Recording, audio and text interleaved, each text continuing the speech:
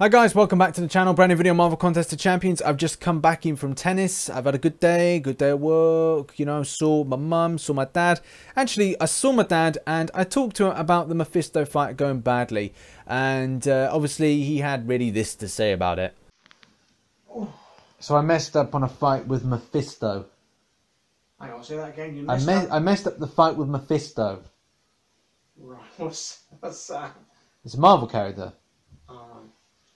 Yeah, you've lost me there. Yeah. Anyway, I wasn't playing. I was unfocused. I wasn't playing very well. Oh. It was pretty bad. Right. Oh, right. Not good. No. Good. But I learnt my lesson though. Well, yeah, that's a trouble, isn't it? He then went on to try and get me to sort out internet dating for him, and it went a little like this. Obviously, I've got to get on the internet, so I'm thinking about that. But anyway, from a dating perspective, you'll be fine. You've got lots to offer. But anyway, because I'm definitely going to need your help. I need to find what to do. But anyway, that's You want me to get you laid? Yeah. Yeah. Hang on. And maybe one day we'll get there, Dad. Maybe one day. Right, so what this video is all about is kind of a reflection video. What I wanted to do was, as soon as I finished the live stream, I went and did another fight and failed miserably. And we're going to talk about why I failed so badly with it, and how and what did I do in order to kind of improve that and learn from that mistake. Because I think that's quite important to kind of show a process of making a complete cock-up, and also then how I then decided and thought process and focus to then make sure that I understood Mephisto as an enemy. So what we're going to do is now look at the bad, and then we'll go on to the good, because it was a new day. I had a really good fight. I was on my lunch break. I was really chilled. I was in a quiet room and I just focused on my fight. So let's talk about the bad. So this is the bad fight. You'll probably notice that there's no intercept. I'm not kind of focusing on certain ways that the champion is moving. So the way that Mephisto moves against, say, Iceman moving. The placement is bad because I'm not able to get a good dash away in order to kind of get myself away from danger. Distance is pathetic and it's pretty bad, especially when it comes to the L1. As soon as the L1 hits in, you're seeing that I'm not keeping decent enough distance. The next thing is as well, I'm not concentrating on double dash. The way that the two-parter for the L1 works, I'm just not focusing on getting away or even keeping my distance. That's one thing. Distance is key with Mephisto, and that's just pathetic. Absolutely pathetic. The L2, on the other hand, is, you know, it's not good as well. It's really bad. I'm focusing on the hand going down in the process while I'm not focusing on the hand being down. What am I talking about? It's a kind of a tell. The same way like a poker face. If you've got a tell. And when the L2 is completed with the aura of incineration, I noticed that Mephisto takes his fist down. And when I was in the live stream, I was running at that whilst it was still up in a clenched fist, which is like saying that, well, I'm just walking into danger or running into danger, dashing into danger, which was completely stupid.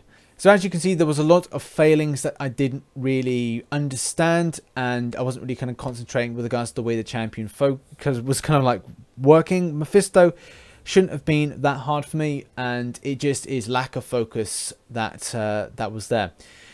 So I know that it's not exactly like a boss battle because the strength of Mephisto isn't exactly there, but the way that the champion moved and the things that I was getting wrong are largely with regards to the movements away. And people were saying that in the chat. Obviously people were getting really angry in the chat about it, but I wasn't doing it. But like, I can't say anything but I was making mistakes. I was not focused when I was playing. But it's all about learning from your mistakes. And this video I'm going to show, which unfortunately has a bit of bad quality, and that's because iOS haven't really sorted out screen recording too well. This is why I miss my Sony Xperia, because they had decent screen recording built into the system.